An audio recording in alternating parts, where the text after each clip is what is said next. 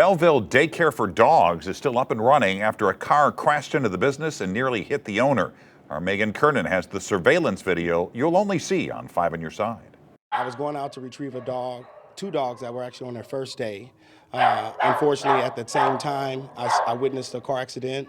Anthony Scott said his life flashed before his eyes Monday morning. He was standing outside of his business, All Paws Inn Pet Resort and Daycare, when an SUV hit a car on Lebanon Avenue in Belleville and started heading towards him. It hit the Mustang of one of my employees. Unfortunately, it started turning right at the last moment, and I jumped right out the way. Honestly, I couldn't believe that I survived.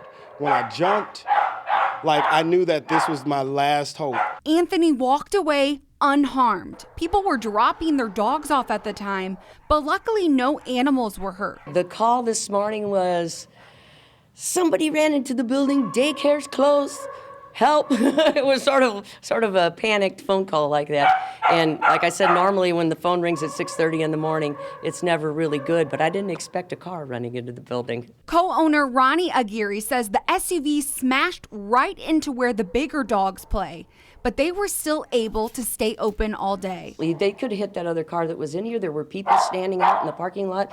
There were a couple of dogs out of that car.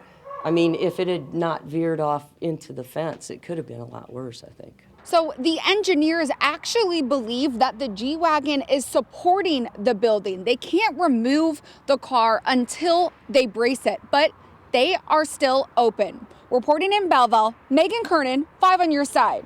Belleville police say one person was taken to the hospital but is expected to be okay. Nobody was arrested, but officials say the crash is still under investigation.